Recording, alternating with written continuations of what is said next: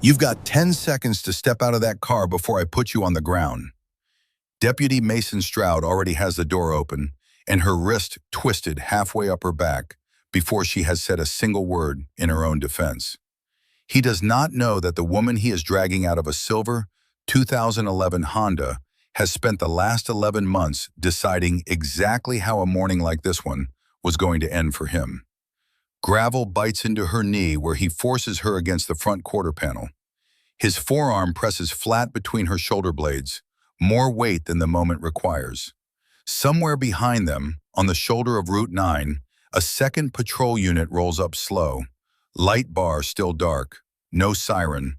The way backup arrives when nobody intends to write this down, honestly. Hands where I can see them. Her hands are already where he can see them. He puts the cuffs on anyway. One click, then a second, the metal biting into skin that will bruise by evening. She does not flinch. She does not raise her voice. She turns her head just enough to read the numbers stenciled on his collar, the way a woman memorizes something she intends to use later. The road goes quiet. Then the cuffs lock with a final click, and for one full second, nobody on that stretch of asphalt says anything at all. If a moment like this makes your blood run hot, hit that like button right now.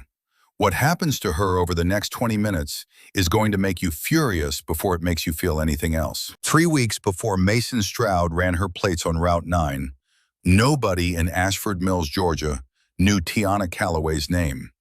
That was the entire point. Ashford Mills sat 40 minutes outside the nearest interstate exit, a town of just under 6,000 people built around a defunct textile mill that had closed before most of its current residents were born.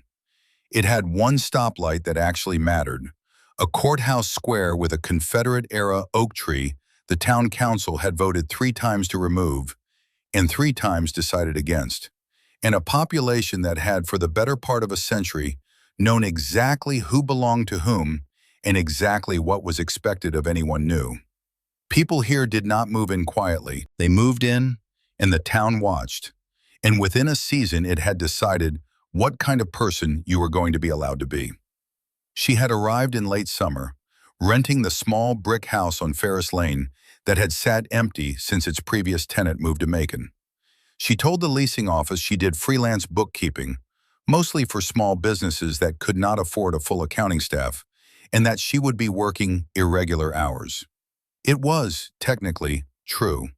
She kept a laptop open on the kitchen table most evenings, spreadsheets full of numbers that belonged to nobody, ledgers built to survive a casual glance. She paid her rent on the 1st of every month, in full, never early, never late, the way a person pays when they have learned that consistency is its own kind of camouflage. She locked her front door twice, not because Ashford Mills was dangerous. It was the kind of small Georgia town where people still left bicycles in front yards overnight, but because checking a lock twice was a habit that had outlived the reasons she had first learned it for. She parked nose out in every lot she used, facing the exit, the way a person parks who has spent a long time thinking about how fast she might need to leave somewhere. Nobody in town noticed. Nobody had any reason to. She kept other habits too, smaller ones, the kind that meant nothing on their own. She counted exits in any room she entered, a single glance toward doors and windows before she ever sat down. She memorized license plates that passed her street twice in the same week, filing them away the way other people filed away song lyrics, without effort, without deciding to. She never let her phone screen face upward on a table in public. None of it looked like anything. It looked, at most, like a careful woman, and careful women existed everywhere, in every town, for 100 different reasons that had nothing to do with her actual one. What people did notice within the first 2 weeks was that the new woman on Ferris Lane did not explain herself. Bianca Whitlock noticed first, because noticing was Bianca Whitlock's primary occupation. She was the mayor's wife, president of the Ashford Mills Beautification Committee, and the unofficial registrar of who belonged in this town and who was merely passing through it. She ran into Tiana at the farmer's market on a Saturday morning, in front of a table of heirloom tomatoes, and asked the question she asked every newcomer within their first month. "And what does your husband do?" "I'm not married." Bianca's smile did not move, but something behind it recalculated. "Well, a woman on her own, renting that little house. Must be nice not having anyone to answer to." "It is," Tiana said, and paid for her tomatoes, and left Bianca standing there with a sentence she had clearly expected to land harder than it had. It was a small thing. It would not have mattered anywhere else. But Ashford Mills ran on a particular currency, and Bianca Whitlock controlled most of the supply of it. By the following Wednesday, 3 different women at the community craft sale had heard some version of the same story. That the new woman on Ferris Lane was standoffish, secretive, maybe running from something. The kind of phrase that does enormous damage precisely because nobody has to prove it. Tiana heard about it the way she heard about most things in Ashford Mills. Secondhand, filtered, arriving a day or two late. She did not correct it. Correcting rumors required engaging with people who were not, in any meaningful sense, the actual problem. The actual problem introduced himself on a Tuesday afternoon in October, inside the Dollar General on Magnolia Street. She was in the cleaning aisle when a man in a tan uniform shirt, not a deputy, a private security contractor the store used on weekday afternoons, a heavy-set man named Garrett Pell, who took his unpaid authority more seriously than the badge on his shirt technically supported, stepped into the aisle behind her and asked to see what was in her bag. "I haven't bought anything yet," she said. "Store policy. Bag check at register." "Then check it at the register." Pell's jaw tightened. He was not used to being told no by someone who said it without raising her voice. "Ma'am, I'm going to need you to open the bag now, or I'm going to assume you've got a reason not to." She opened it. A wallet, a set of keys, a folded grocery list. Nothing else. Pell looked through it anyway, slower than necessary, the way a man looks through something when the looking itself is the point, rather than whatever he might find. "You can put it back," she said, when he had finished failing to find anything. He did not apologize. He never had a reason to. By the time she reached the register, the cashier, a teenage girl who had clearly watched the entire exchange, would not meet her eyes, and a different employee near the front door had already picked up the store's landline to call someone. That was the first crossed line. It was small enough that nobody outside that aisle would ever know it had happened, and it was exactly the kind of small that, in Ashford Mills, tended to multiply. The following week, at the diner on Main Street where she sometimes ate breakfast alone, a waitress named Dot Pruitt, no relation to the county, a coincidence Dot mentioned to every new customer at least once, overheard her on the phone with a client, walking through a column of figures in language that was crisp, technical, oddly formal for a small-town freelancer, talking about somebody's quarterly receipts. "You talk like you used to work for the government or something," Dot said, setting down a coffee refill, half joking. "Just careful with numbers," Tiana said, and turned the page of her notebook, and the conversation moved on the way small conversations do, leaving behind nothing except a sentence that nobody in that diner would think to remember again until much later. Deputy Mason Stroud arrived at the Dollar General 11 minutes after Tiana had already paid and left, because Garrett Pell's call to the sheriff's substation described a woman who had been belligerent over a routine bag check, who had, in Pell's retelling, gotten aggressive when asked a simple question. Stroud did not go looking for her that day. He filed the description in the part of his memory reserved for people he intended to remember, and he went back to his patrol route, and for 9 days, nothing happened. On the 10th day, Bianca Whitlock called the substation directly, not to report a crime, because there was no crime to report, but to mention, her word, mention, that the woman on Ferris Lane kept unusual hours, that her car had been seen near the county records office twice in 1 week, and that several people in town were starting to wonder what exactly she was doing in Ashford Mills. Bianca did not file a complaint. Filing a complaint would have required her to have a complaint. What she did was plant a question in the mind of a man whose job gave him the authority to go looking for an answer. Mason Stroud had been a deputy in Pruitt County for 9 years. He had 3 prior citizen complaints in his personnel file, 2 for excessive force during routine stops, 1 for an unlawful search that a defense attorney had successfully challenged in court. None of the 3 had resulted in discipline beyond a verbal counseling session with a supervisor who valued department solidarity over documentation. Stroud had learned correctly that very little he did on a public road in Pruitt County would ever be reviewed by anyone with the power to stop him. He started watching the house on Ferris Lane on his own time, off the clock, the kind of attention that exists in no official log and answers to no supervisor. The second cross line happened on a Thursday evening at the public library on Church Street, where Tiana had gone to use a reference computer because the library's records terminal connected to county filing systems her own laptop deliberately did not. She was 3 pages into a property records search when a man's voice behind her, too close, too familiar, asked what she was looking for. It was Stroud, in civilian clothes, off duty, the badge on his belt the only sign he was anything other than a stranger, leaning over her shoulder. "That's a public terminal," she said without turning around.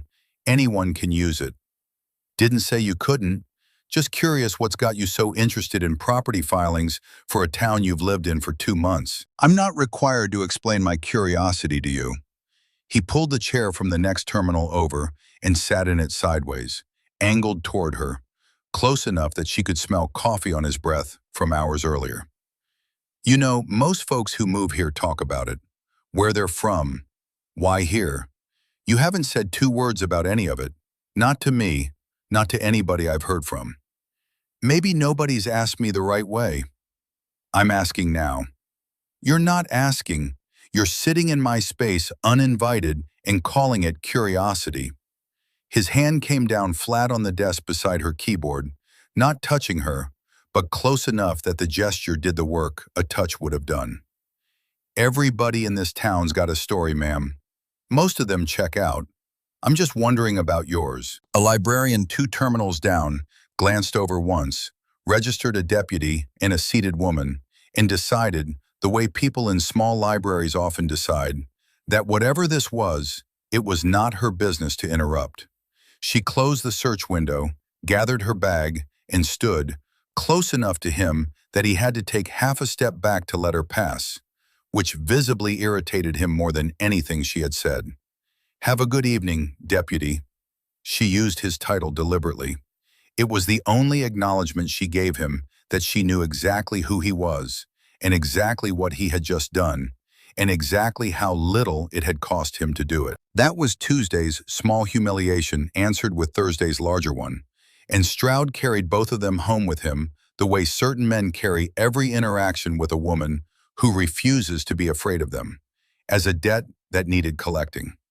The administrative pressure started the following week, and it moved the way these things always move in towns the size of Ashford Mills, quietly, through people who would never admit to coordinating with each other, each one telling themselves they were simply doing their job. Tiana's landlord, a soft-spoken man named Harlan Doss, who had never once complained about her in 2 months of tenancy, called her on a Monday morning to say that he had received some concerns from neighbors about late-night activity at the Ferris Lane house, and that he would need to schedule an inspection. "What kind of activity, exactly?" she asked. "Lights on late, folks coming and going at odd hours." A pause, the sound of a man choosing his next words carefully. "I'm not saying I believe it, Miss Calloway. I'm saying I've got people calling me, and I've got a lease to protect. There's been one visitor, once, who left before sunrise. That's the entirety of the late-night activity you're describing." "I hear you, I do. But I'd still like to come by Wednesday, if that's all right, just to put the matter to rest." There had been no late-night activity beyond that single visit. There had been a woman sitting at her kitchen table with a laptop, sometimes past midnight, doing work that looked, from the street, exactly like work. The inspection happened 2 days later. Doss walked through every room with the careful, apologetic posture of a man who knew he was being used and had decided it was easier to go along with it than to ask who was using him. He found nothing. He had known he would find nothing. He left anyway with the awkward, unfinished energy of someone who has just done something he is not proud of and cannot quite explain why he did it. Her 3 remaining bookkeeping clients, small businesses, the kind that ran on reputation and word of mouth, each received some version of the same conversation that week, delivered by acquaintances who framed it as friendly concern. The owner of the hardware store on Magnolia, a man named Felix Ott, who had used her services for 6 months without a single complaint, called her on a Thursday afternoon with his voice pitched low, the tone of a man rehearsing an apology before he had finished deciding to give one. "I want you to know this isn't about your work. Your work's been fine, better than fine. But people talk, and I've got a business that depends on people not talking about me. I think it's best if we go in a different direction for a while." A while, or permanently? The silence on the other end answered the question more honestly than anything he might have said. 2 of the 3 clients called within 4 days to say, with that same visible discomfort, that they had decided to go in a different direction. Had they checked her references? Did they know much about her? Really? It was probably nothing, but you hear things. She lost both contracts without a single person ever stating out loud what they actually believed about her. That was the design. Nobody in Ashford Mills had to be wrong about anything, because nobody had committed to a specific accusation. They had only ever wondered out loud, and wondering out loud, repeated enough times by enough people, performs all the functions of an accusation without ever requiring proof. Tiana absorbed each piece of news the same way. A short pause, a measured breath, a note made somewhere private. She did not call Doss to argue. She did not call her former clients to plead her case. Arguing would have required explaining herself, and explaining herself was the one thing she could not afford to do. The first physical contact came on a Friday at the Ashford Mills Town Hall during a public meeting about a proposed zoning change for Ferris Lane and the 3 streets around it. A meeting Bianca Whitlock had organized specifically, though she would later insist the timing was coincidental. The meeting itself ran the way these meetings always ran. A presentation from a county planner nobody in the room had ever met. A handful of residents asking practical questions about setback lines and drainage easements.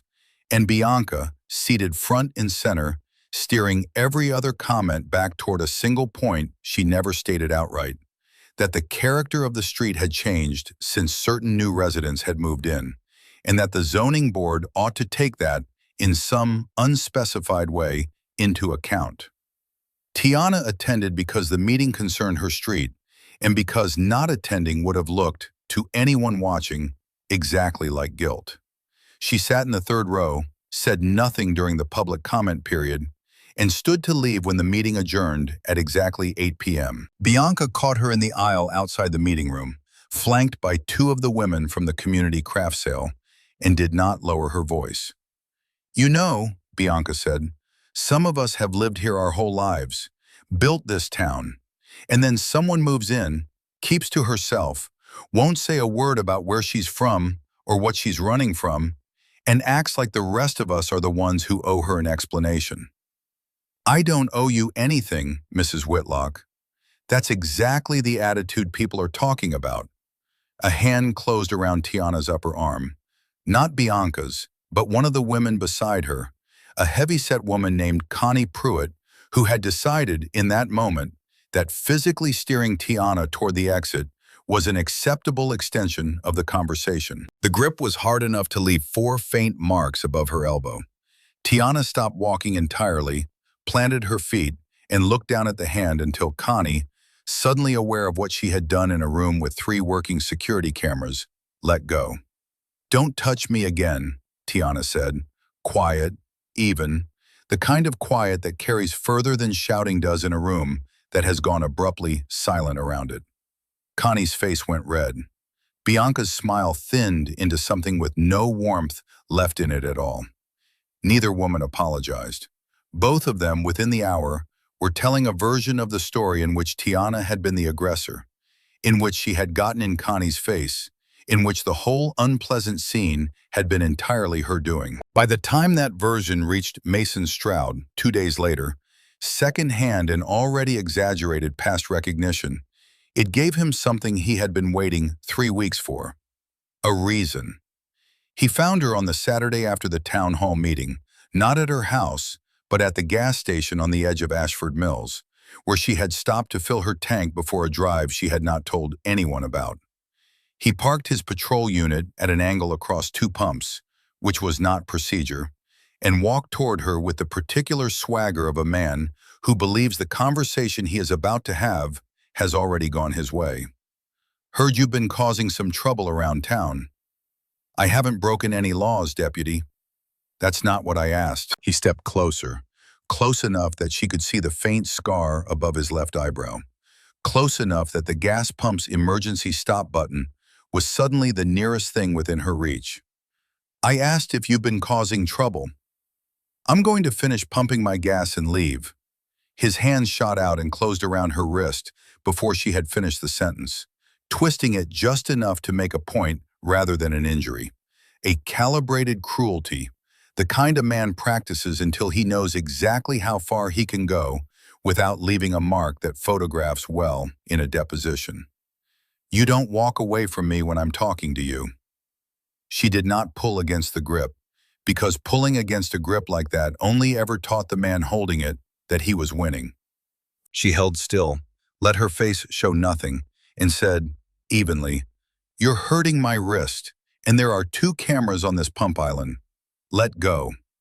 He held on for 3 more seconds, long enough to prove to himself that he could, and then released her, shoving her hand back toward her own body hard enough that she had to catch herself against the car. An older man at the next pump had stopped mid-fill, hose still in hand, watching with the particular stillness of someone deciding whether stepping in was worth what it might cost him. He said nothing. Stroud glanced his way once, a look that closed the question before the man had finished considering it. "Watch yourself," Stroud said, and walked back to his cruiser and drove away. And somewhere in his mind he had already decided that the next encounter would not end with him being the one who let go first. She drove home with her wrist throbbing and a list, growing longer by the day, of things that had happened to her in Ashford Mills that no official record would ever reflect, because none of them had ever been written down by anyone with a reason to write them down honestly.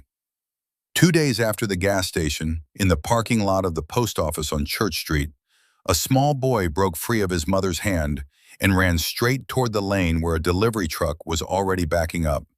Horns silent, the driver's mirror angled wrong. Tiana crossed the distance before anyone else in the lot had finished registering what was happening, caught the boy by the shoulder of his jacket, and pulled him back onto the curb in one motion, smooth and unhurried, the kind of motion that looks, after the fact, far less dramatic than it actually was.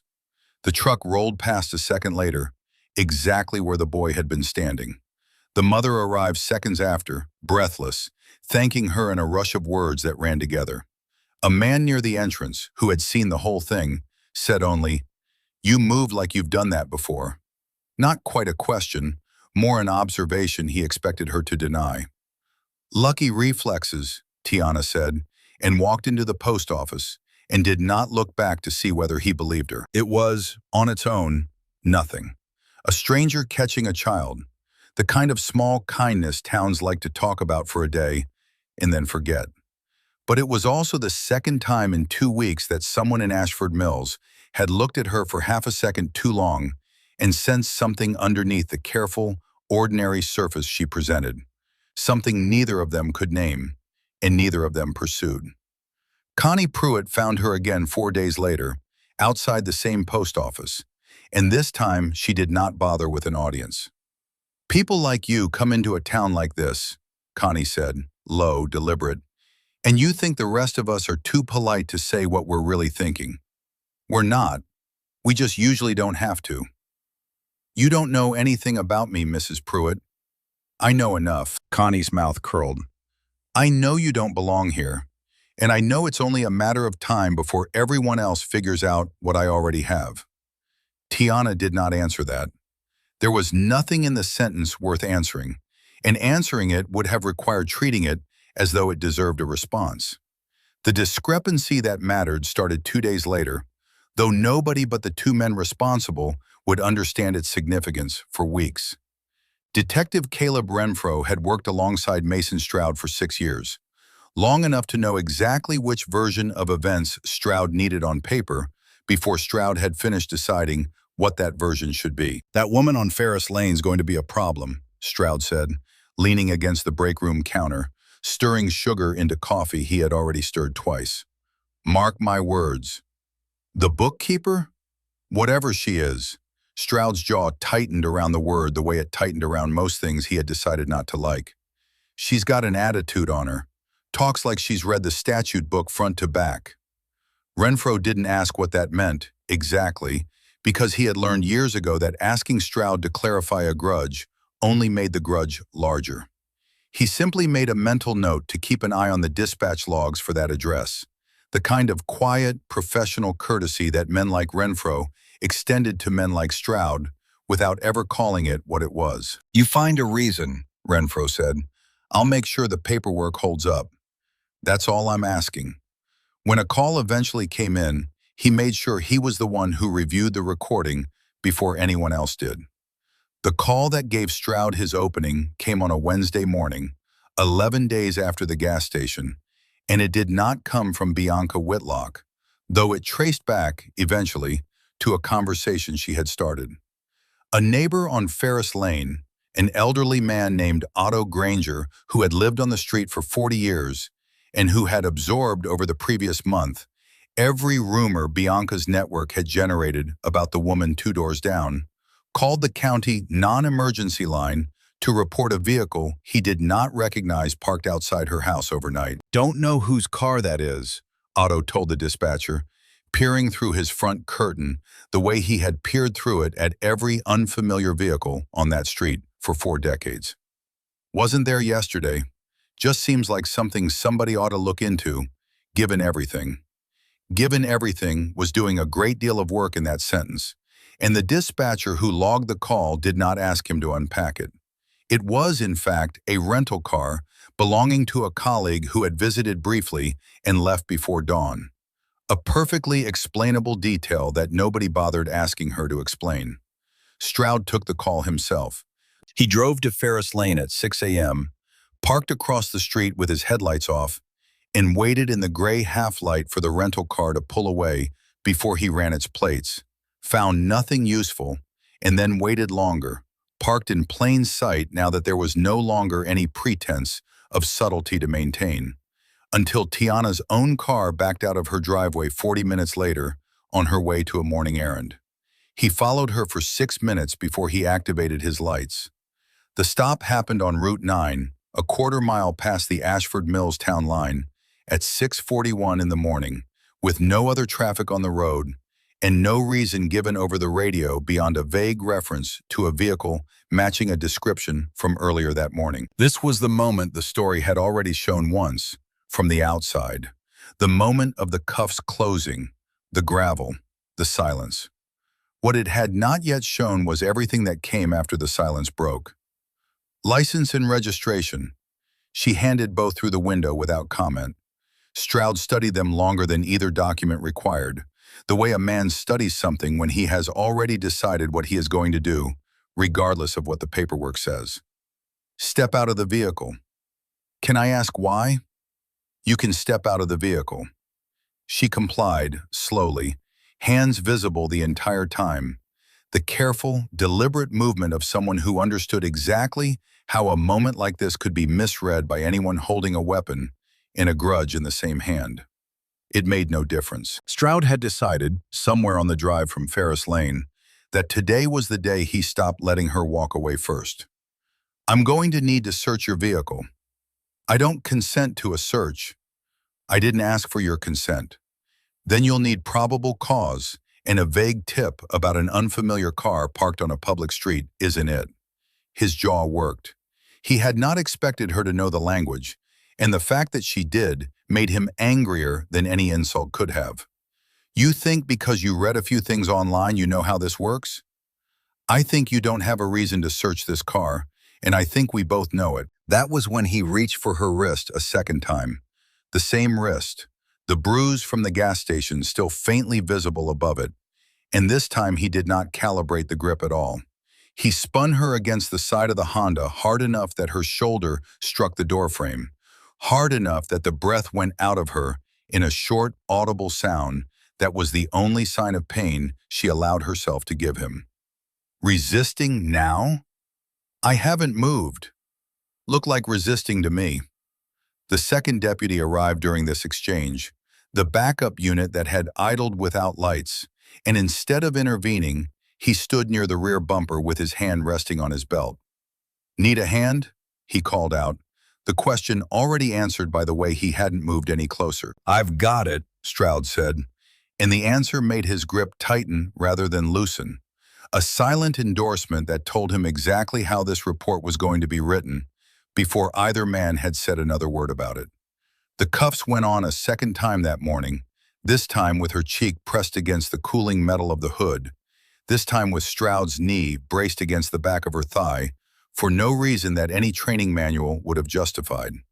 This time with a small crowd of 3 cars slowing on the opposite shoulder, 2 phones already raised, already recording, already capturing something that would matter far more than either deputy currently understood. "Hey, you don't have to do that to her," a voice called from across the road. A man who had pulled over without being asked to, who would later give a statement nobody requested from him. Stroud did not look up. "Sir, get back in your vehicle.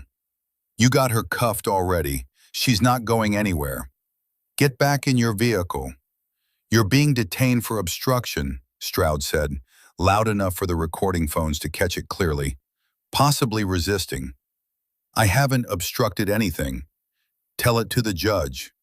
They put her in the back of his cruiser, not the backup units, a decision Renfro would later describe in his report as standard procedure, though no such standard existed in writing anywhere in the Pruitt County Sheriff's Office manual. The drive to the substation took 11 minutes.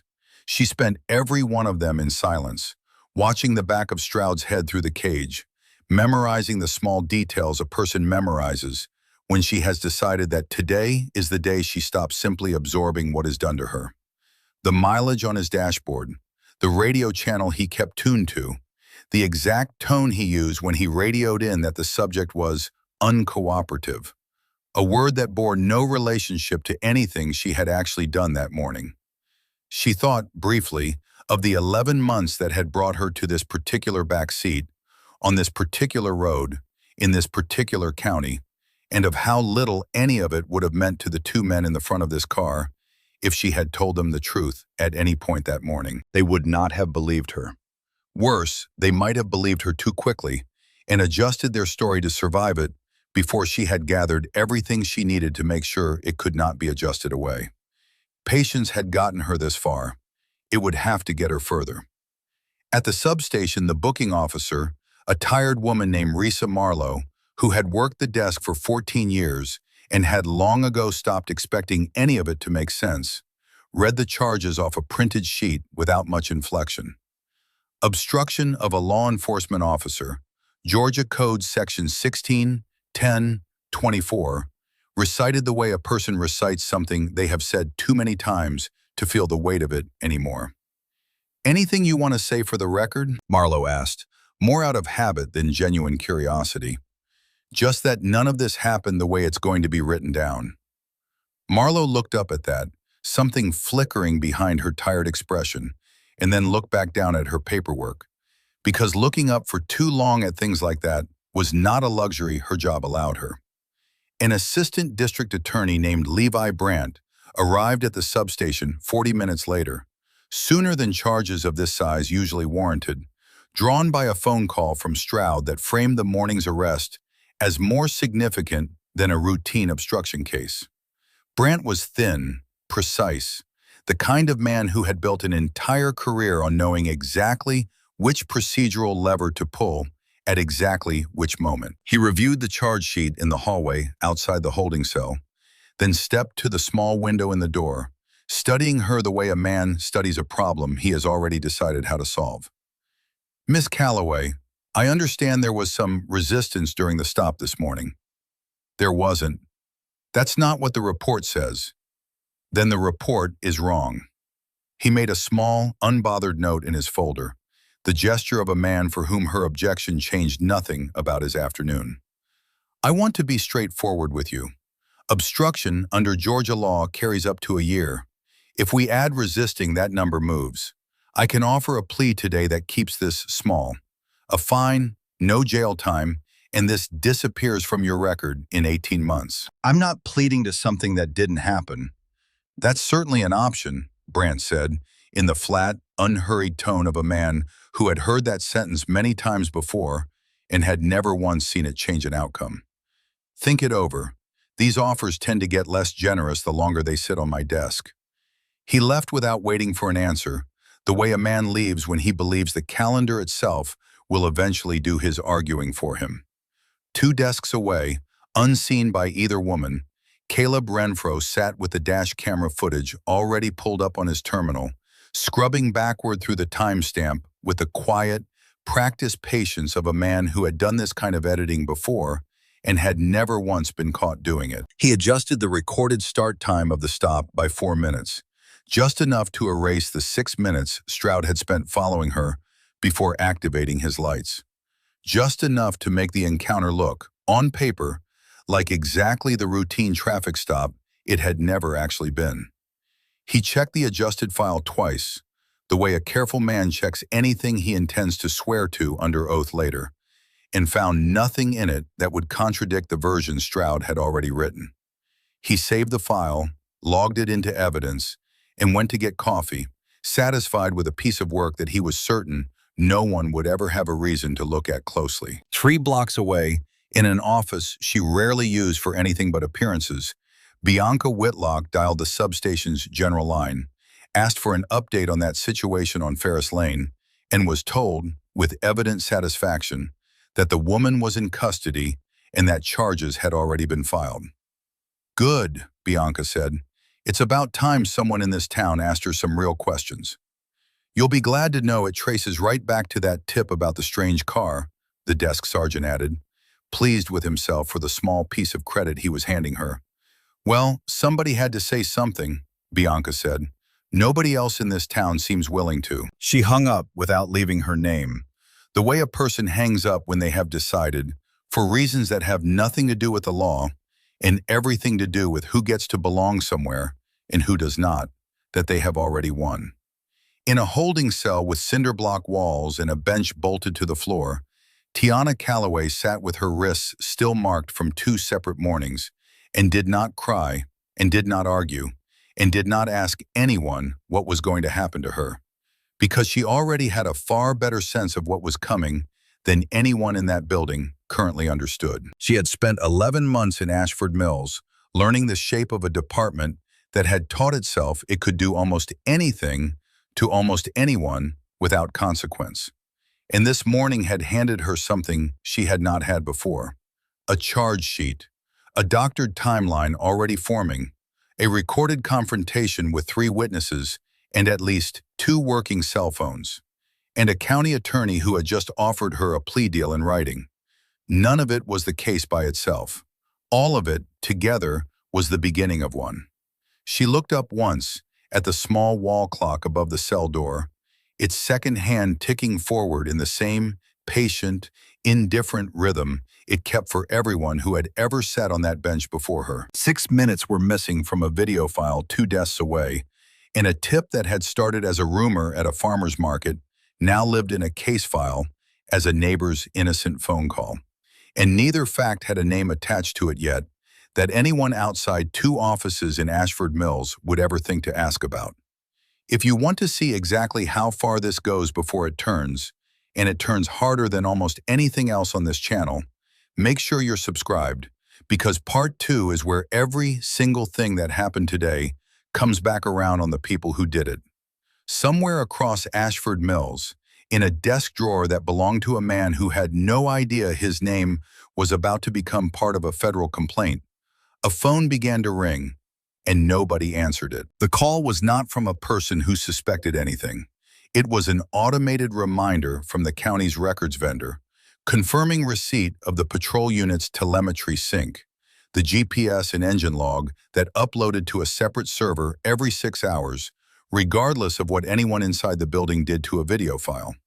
Caleb Renfro had edited a timestamp on a recording he controlled. He had never thought to ask whether anything else in that cruiser was still telling the truth. 3 days after the arrest, Tiana stood before a magistrate for a bond hearing that lasted 4 minutes, in a courtroom that smelled like floor wax and old radiator heat. And a public defender named Carla Mercer introduced herself in the hallway outside it with the brisk, apologetic efficiency of a woman carrying 11 other open cases in the same week.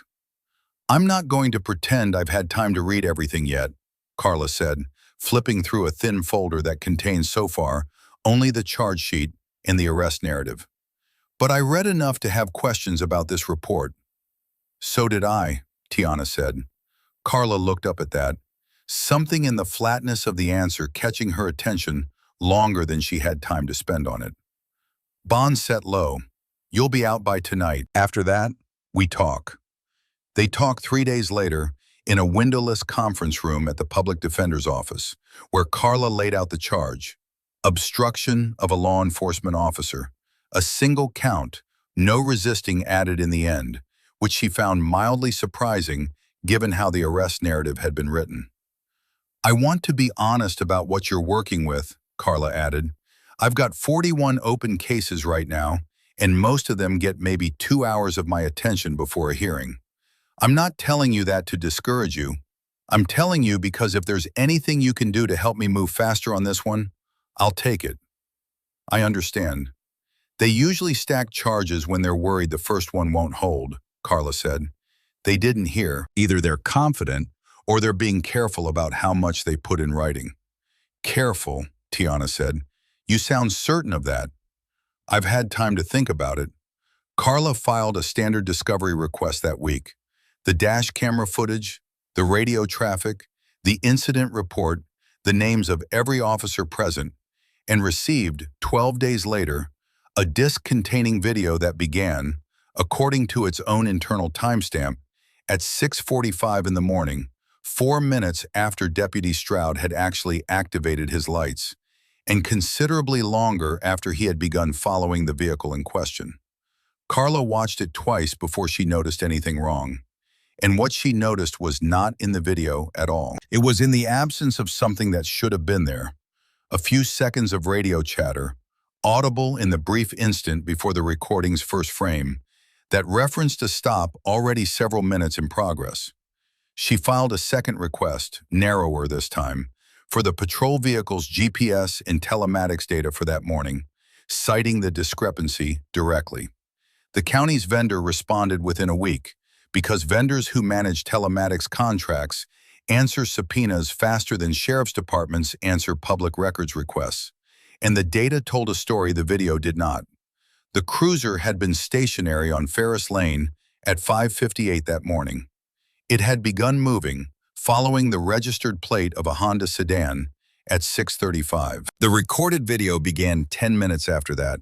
Carla read the printout twice, then a third time, then picked up her phone. "Miss Calloway, I need you to tell me, honestly, whether you think someone altered this footage."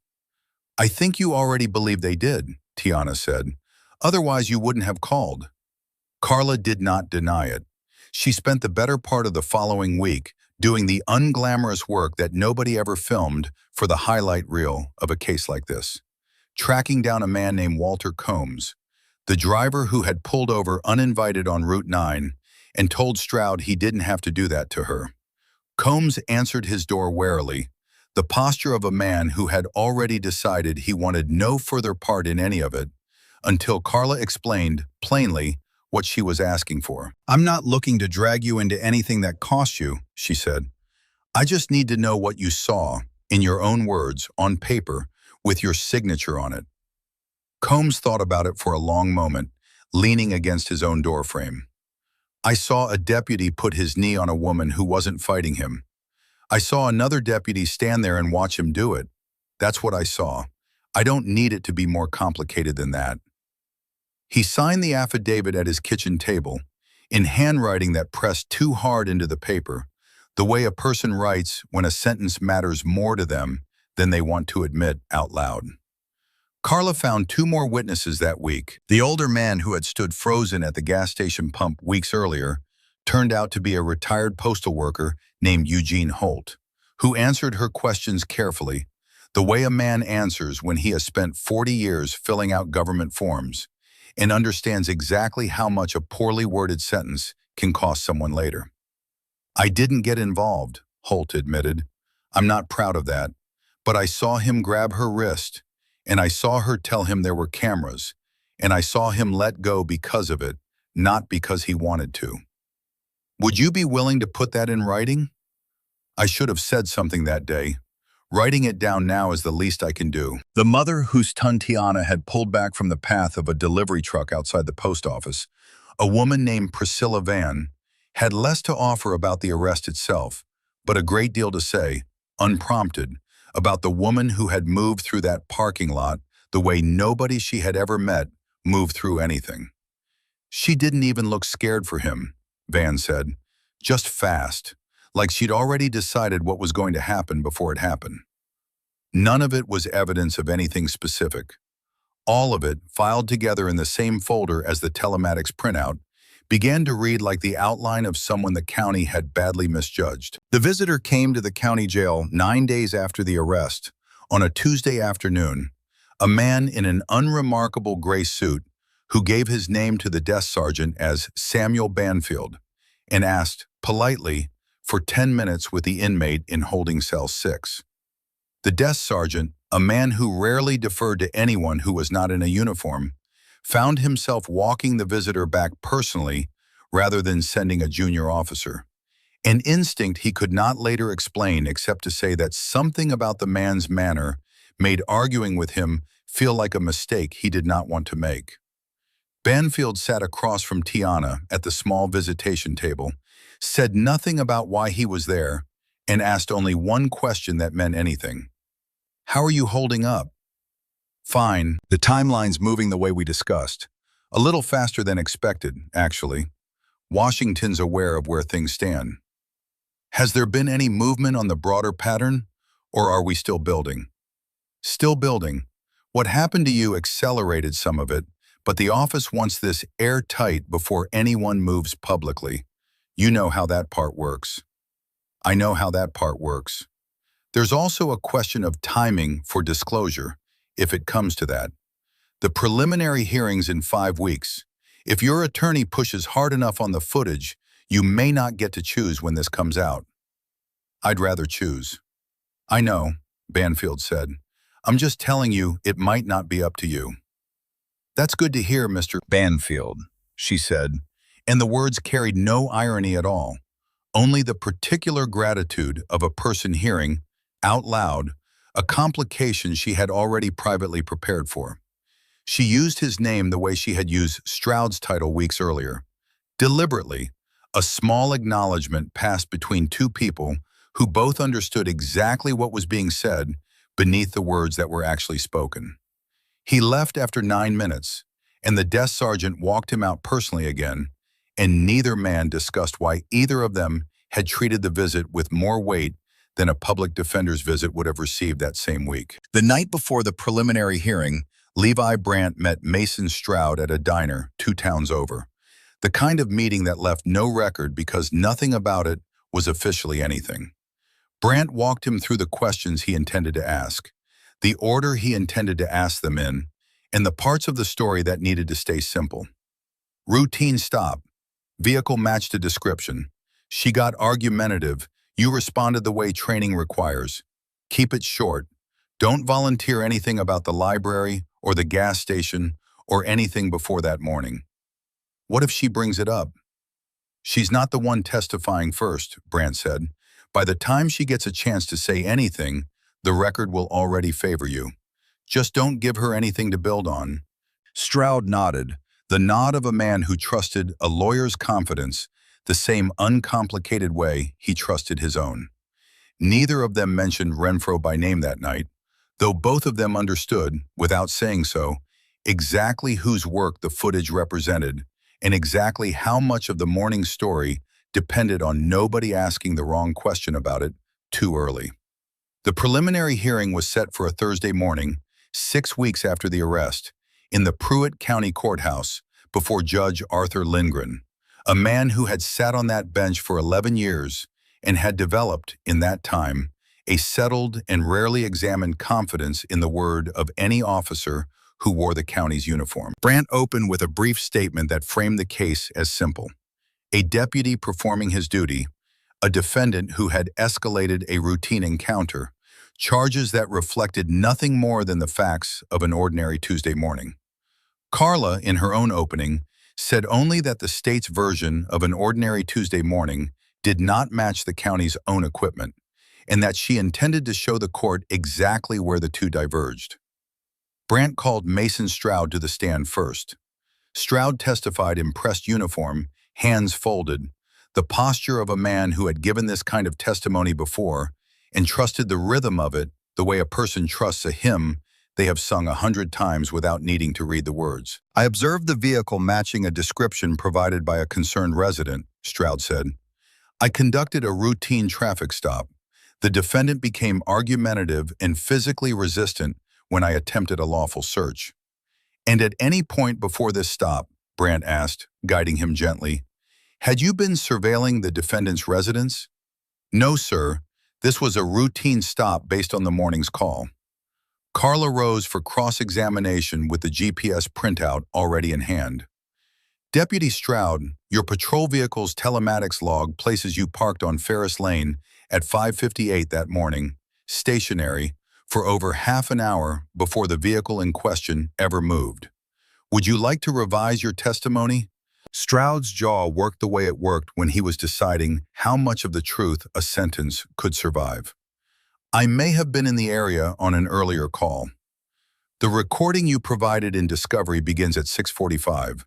The telematics data shows you activated your lights at 6:35. Can you explain the 10-minute gap?" "I'd have to check with the detective who processed the footage." "Detective Renfro?" "Yes. Is it Detective Renfro's practice to adjust recorded timestamps on patrol footage?" Brandt was on his feet immediately. "Objection. Calls for speculation." "Sustained," Lindgren said, though something in his expression had shifted, a small crack in the settled confidence he had walked into the room with. Carla called Walter Combs next, briefly, just long enough to put his signed account into the record under oath. "I saw the deputy put his knee against her leg after she was already cuffed," Combs told the court plainly, without embellishment. "I told him he didn't need to do that. He told me to get back in my vehicle." "Did the defendant, at any point you observed, behave aggressively toward either officer?" "No, ma'am, she didn't move much at all. That's what struck me about it." Brandt's cross-examination of Combs lasted less than 2 minutes and accomplished little beyond confirming that Combs had no relationship to the defendant prior to that morning, a fact Carla had already anticipated and had no trouble letting stand uncontested. Brandt, sensing the ground slipping under his own case, called Caleb Renfro to the stand sooner than he had originally planned, hoping a second officer's calm authority might settle what Stroud's testimony had unsettled. It did not work the way Brandt intended. "Detective Renfro, did you process the dash camera footage from the morning in question?" "I did. Is it standard practice for you to review and log footage before it's entered into evidence?" "It is." Carla rose for cross-examination. "Detective, the footage you logged begins at 6:45 a.m. The patrol vehicle's own telematics system shows it had already been in motion, following the defendant for 10 minutes before that. Can you explain that discrepancy?" "Equipment malfunctions happen. Dash cameras don't always start recording the instant a unit is activated." "Is that what happened here?" "I'd have to check the equipment logs." "You logged this footage into evidence personally. Did you at any point during that process adjust the recorded start time?" Brandt objected before Renfro had to answer. On relevance grounds this time, and Lindgren, after a pause that lasted slightly longer than his previous rulings had, sustained it. But the pause itself had said something the ruling could not erase, and Renfro stepped down from the stand a few minutes later with the particular stiffness of a man who understood that the next question, whenever it finally came, was not going away. The hearing recessed for 15 minutes, and when it resumed, Carla rose again, this time with a different kind of request. Your Honor, before we continue with the state's witnesses, my client has asked for the opportunity to address the court directly, with the court's permission, regarding a matter relevant to these proceedings. Brandt objected on procedural grounds. Lindgren, visibly uncertain, weighed the irregularity of the request against the irregularity that had already crept into his courtroom over the previous 20 minutes, and decided, against his own instincts, to allow it. Tiana stood. She did not raise her voice. She did not perform anything for the gallery. She simply reached into the folder Carla had been holding, removed a sealed envelope that had arrived by federal courier 2 days earlier, and placed its contents on the evidence table in front of the bench.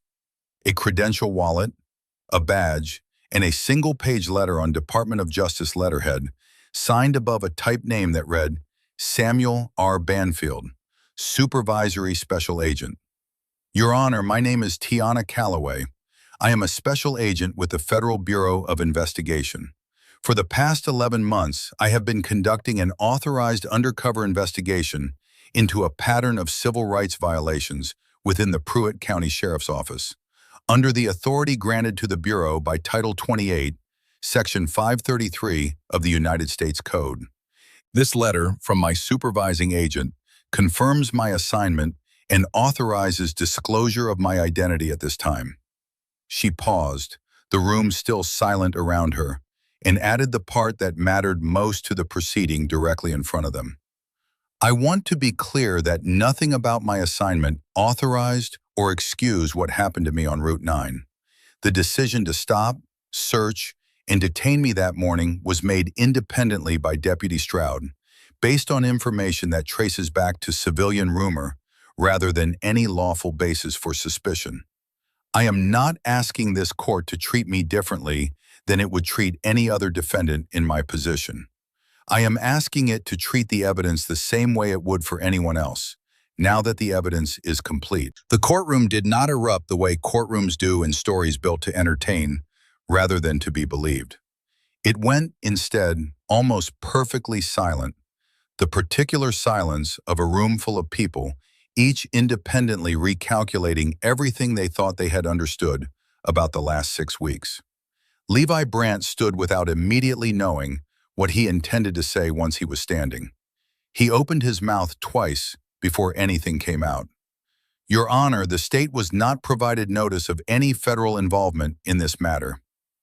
Neither was I, Mr. Brandt, Lindgren said, and the dryness in his voice was the closest thing to humor the room would get that morning. Mason Stroud's face went through 3 visible stages: confusion, disbelief, and finally something that looked very much like the specific dread of a man watching his own testimony become evidence against him. He did not say anything. There was, by that point, nothing left in his posture that resembled the confidence he had walked in with. A reporter in the back row, the same local journalist who covered every zoning meeting and every minor county dispute for a paper most of Ashford Mills only read on Sundays, was already typing on her phone, the small mechanical sound of it the loudest thing in the room for several seconds. Her story ran 2 days later under a headline that named no one directly, careful with the legal exposure that came with reporting on an active federal matter, but specific enough in its details that everyone in Ashford Mills who had followed the case understood exactly who and what it was describing. Judge Lindgren picked up the letter, read it twice, and looked at Tiana for a long moment before he spoke. Miss Calloway, Agent Calloway, I'll need this verified before I can take any of it as established fact in this proceeding. Of course, Your Honor. The contact information for my supervising agent is on the letter. I'd ask that the court verify it now, while the witness is still under oath. It took 11 minutes for the courthouse clerk to reach Samuel Banfield's direct line, and 11 more for Banfield to confirm, in a brief recorded call placed on the courtroom speaker with the judge's permission, exactly what the letter already said. When the call ended, Lindgren set the receiver down slowly, the gesture of a man recalibrating an entire morning's worth of assumptions in real time. "Detective Renfro," Lindgren said, to no one in the room directly, the name simply surfacing because it was the next loose thread that needed pulling. "I'd like that footage and the original, unedited file from the vendor's server pulled and compared before this hearing reconvenes." In the hallway outside, during the recess that followed, Carla found Tiana standing near a window, watching nothing in particular through the glass. "You could have told me," Carla said. Not an accusation, just a fact she was still adjusting to. "I couldn't, not until the timing was right, and not until I knew you'd built enough of the case on your own that nobody could say later you'd been handed it." Carla considered that for a moment. "That's a strange kind of compliment." "It's the only kind I had to give you." Carla almost smiled. 11 months. You really did all this without anyone in town suspecting a thing." "Almost anyone," Tiana said, and did not elaborate further. And Carla, sensing the boundary of what she was going to be told, did not push. What happened over the following months did not resemble anything close to the swift, total reckoning that the courtroom moment seemed to promise. Mason Stroud was placed on administrative leave with pay within 48 hours, pending an internal affairs investigation that the sheriff's office described, in a brief statement, as routine. He was not arrested that day or that week. His internal affairs hearing was held 4 months later in a windowless conference room at the county administration building before a 3-member panel that included the sheriff's chief deputy, a representative from the county attorney's office, and an outside reviewer brought in specifically because the department's own credibility had become part of what was under examination. Stroud's union attorney delivered an opening statement arguing that the stop had been lawful at its inception, and that any procedural irregularities in the footage were the responsibility of evidence technicians, not the deputy himself. The panel reviewed the telematics data, the Combs affidavit, and a use of force expert's written assessment, concluding that the level of physical restraint applied during the second handcuffing exceeded what the circumstances justified. Stroud was permitted to make a brief statement on his own behalf, which he used mostly to describe his 9 years of service and the stress of working a rural patrol route with limited backup. The panel did not rule that day. It rarely does. 3 weeks later, the sheriff's office issued a 1-paragraph finding. The use of force during the second detention was not consistent with department policy, and Deputy Stroud's employment was terminated effective immediately, separate from and in addition to the criminal charges already filed against him by the district attorney's office. Stroud cleared out his locker the following morning before anyone else arrived. The badge he had worn for 9 years sitting on the counter where the chief deputy had asked him to leave it. He did not call anyone to say goodbye, and nobody from the department called him either. The particular silence of an institution that had decided, once the cost of defending him exceeded the value of keeping him, to simply let him go quietly and move on to managing whatever came next.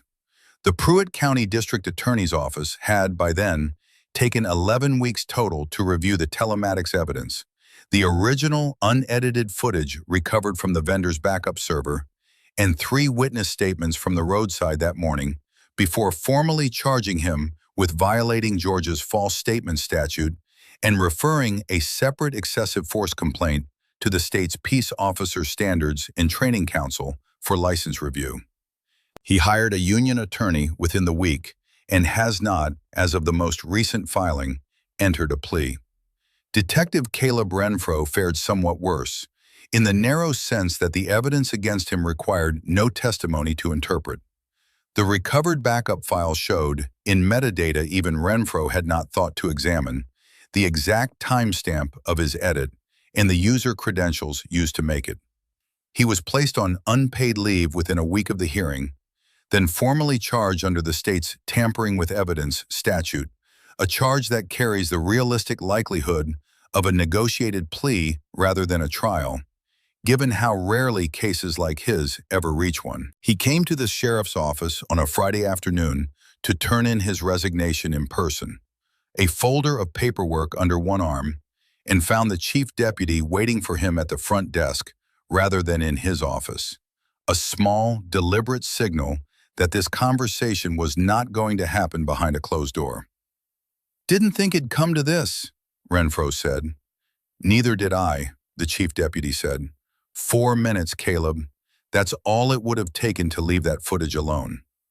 Renfro had nothing to say to that, and after a moment he simply set the folder on the counter and left, a resignation the sheriff's office accepted without further comment. The Pruitt County Sheriff, a man who had spent 6 years insisting that complaints against his deputies were rare and unfounded, stood at a podium outside the courthouse 2 days after the hearing and announced an external review of the department's use of force policies and a third-party audit of cash camera retention practices, both framed in his public statement as proactive steps rather than admissions of anything specific. "This office takes any allegation of misconduct seriously," he told the small cluster of reporters, reading from a page his attorney had clearly reviewed, line by line. "We are cooperating fully with all appropriate authorities, and we ask the public to allow these processes to run their course." A reporter asked whether he intended to apologize to Agent Calloway directly. He said only that the matter remained under review and stepped away from the podium before any second question could land. Whether either internal review would produce anything beyond a binder full of recommendations remained, for now, an open question that nobody in Ashford Mills expected to see answered quickly. 6 weeks after the hearing, the Civil Rights Division of the State Attorney General's office, working in coordination with federal authorities under the Pattern or Practice Authority found in Title 34, Section 12,601 of the United States Code, confirmed it had opened a formal investigation into the Pruitt County Sheriff's Office, citing Agent Calloway's documentation among multiple sources gathered over the preceding year. "This is not a single incident inquiry," the division's lead investigator told reporters at a brief press availability. "We're examining whether a pattern exists across multiple stops, multiple complainants, and multiple years. That work takes time, and we intend to do it thoroughly rather than quickly." Investigations of that scope, historically, take 12 to 18 months to produce findings, and the office made no promises about what those findings would ultimately require. The obstruction charge against Tiana Calloway was dismissed by nolle prosequi 3 weeks after the hearing, a one-line filing that closed the case without ever requiring Levi Brandt to say, in any formal document, that he had been wrong about anything. Banfield called her the same afternoon the filing went through. "Officially, it's over," he said. "Unofficially, you understand it's just getting started for everyone else." "I understand. There'll be depositions, probably a civil suit eventually, separate from anything criminal. You may get called back to Pruitt County more than once before this is finished." "I figured as much." "For what it's worth," Banfield said, 11 months is a long assignment to carry alone, and you carried it without a single mistake that anyone in that department managed to catch. That doesn't happen often." "It happens when you don't have a choice," Tiana said, and there was no bitterness in it, only the plain accounting of a person who had simply done the job in front of her because it was in front of her. He gave a single brief statement to a local reporter describing the dismissal as appropriate given new information, a sentence engineered to concede nothing while appearing to concede everything. He kept his position. Nobody in Ashford Mills expected otherwise. Bianca Whitlock's name surfaced publicly 6 days after the hearing, when the same local reporter who had been typing in the back row, working from court filings and a leaked call log, reported that the original tip about a vehicle near the county records office had originated from her, not from any neighbor with a genuine concern. She tried for a few days to manage the story the way she had always managed every other story in Ashford Mills, calling acquaintances to frame her involvement as a misunderstanding. A simple, civic-minded phone call blown out of proportion by people who had never liked her in the first place. It did not work the way it always had before. The currency she had spent her whole life accumulating in this town had depended on nobody ever holding her accountable for spending it. And once a single reporter did, the rest of it did not take long to follow. Connie Pruitt confronted her outside the grocery store the following week, less out of loyalty than out of the particular fear of someone watching a friend's fall and recalculating her own exposure. "You told me it was just a phone call. You didn't tell me it'd end up in a federal investigation." "I didn't know it would either," Bianca said, and for the first time in the entire conversation, something in her voice had lost its usual certainty. "I thought I was just asking a question." "That's what you always say." "It's what's always been true." Connie did not answer that, only looked at her for a long moment, the way a person looks at someone they have just stopped being able to fully trust, and walked into the store without another word. She faced no criminal charge because there was none to bring. Civilian gossip that motivates an officer's misconduct is not, on its own, a crime, however much damage it does. She resigned from the beautification committee within the week, citing personal reasons, and was seen at the following month's town hall meeting sitting quietly in the back row, a seat she had never once occupied before, saying nothing during the public comment period for the first time anyone in that room could remember. Connie Pruitt apologized to no one. Garrett Pell kept his job at the Dollar General. Otto Granger, when a reporter asked whether he regretted the call that had set so much in motion, said only that he had reported what he saw and that he did not see what that had to do with anything that happened after. Tiana Calloway left Ashford Mills on a gray Tuesday morning in late winter, the brick house on Ferris Lane already cleared of the laptop and the spreadsheets and the small, careful habits that had never once given her away. The morning before she left, Walter Combs found her loading the last of her boxes into a rented car and crossed the street without being asked to, the way he had once crossed a different distance on Route 9. "Didn't figure I'd get a chance to say it properly," he said. "What you did, sitting through all that without giving them anything to use against you, that took something most people don't have. You're the one who stopped your car and told a deputy to back off," she said. "That took something too." He shrugged, the particular shrug of a man uncomfortable being thanked for doing what he considered the bare minimum. "Anybody would have." "Not anybody," she said, and meant it, and he did not argue the point further, just nodded once and walked back across the street to his own life, which would go on largely unchanged by any of it, the way most lives in Ashford Mills would. Dot Pruitt, from the diner, sent no note and made no public comment, but the next time a federal courier truck passed through town on an unrelated delivery, she mentioned to a customer, almost to herself, that she'd always known there was something different about that woman, and left it there, the closest thing to an apology Ashford Mills was ever going to get from anyone who had repeated a rumor without checking it first. She did not say goodbye to anyone else, because there had never really been anyone else in Ashford Mills who had known her well enough to be owed one. She drove past the courthouse once on her way out of town, past the diner where Dot Pruitt still poured coffee, and still occasionally told new customers about the woman who used to talk like she'd worked for the government.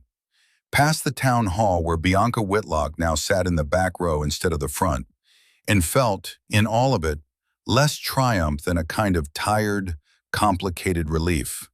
The particular feeling of someone who had done a job correctly and would still be doing pieces of it in depositions and phone calls and follow-up interviews for a long time to come. The investigation she had spent 11 months building continued without her physical presence in the town, carried forward now by an attorney general's office and a federal review that moved at the unhurried pace such reviews always move at, regardless of how dramatically any single morning inside them might have unfolded. Preliminary findings, when they eventually came, would likely take the careful, hedged language such findings always took, patterns identified, recommendations issued, enforcement contingent on resources and political will that no single morning on Route 9 could guarantee. She had learned not to expect more than that. Wanting more than that was how people in her line of work burned out, chasing endings that real institutions almost never provided. If this story landed for you, hit like before you go.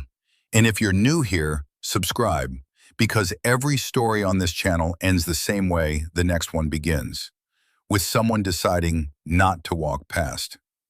3 weeks after she left, Carla Mercer received an unmarked envelope at her office.